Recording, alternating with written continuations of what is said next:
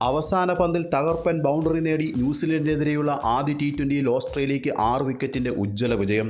New Zealand ഉയർത്തിയ 216 runs വിജയലക്ഷ്യം പിന്തുടർന്ന ഓസീസ് അവസാന 2 ഓവറിൽ 35 റൺസ് നേടി അസാധ്യമെന്ന് തോന്നിപ്പിച്ച വിജയലക്ഷ്യമാണ് നേടിയെടുത്തത്. അവസാന പന്തിൽ ജയിക്കാനാവശ്യമായ 4 റൺസ് ടിം ഡേവിഡിൻ്റെ ബാറ്റിൽ നിന്നാണ് പിറന്നത്. 44 പന്തിൽ നിന്നും പുറത്താകാതെ 72 റൺസ് നേടിയ ക്യാപ്റ്റൻ മിച്ചൽ മാർഷാണ് player of the match. T20 പരമ്പരയിലെ ആദ്യ മത്സരത്തിൽ ടോസ് നേടിയ ന്യൂസിലൻഡ് ബാറ്റിംഗ് തിരഞ്ഞെടുക്കുകയായിരുന്നു. തുടക്കം മുതൽ ആഞ്ഞടിച്ച ഓപ്പണേഴ്സ് 4 ഓവറിൽ സ്കോർ 50 കടത്തി.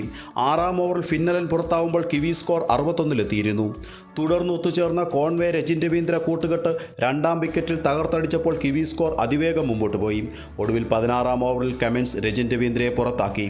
35 പന്തിൽ 2 4-ഉം 6 6-ഉം ഉൾപ്പെടെ 68 റൺസാണ് രജിൻ രവീന്ദ്ര നേടിയത്.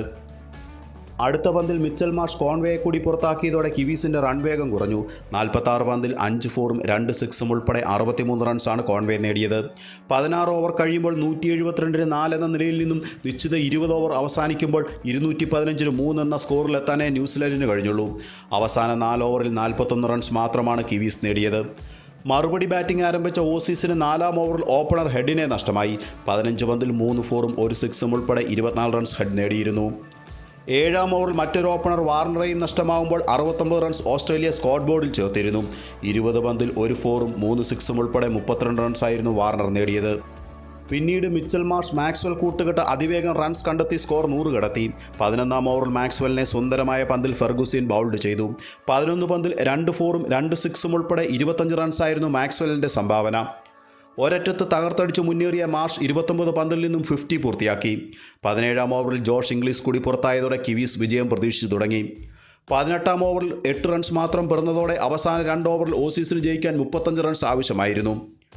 19-ാം ഓവറിൽ ആദമിലിനെ സിക്സറുകൾ പറത്തി ടിം ഡേവിഡ് 19 റൺസ് നേടിയതോടെ അവസാന ഓവറിൽ വിജയലക്ഷ്യം 16-ആയി കുറഞ്ഞു.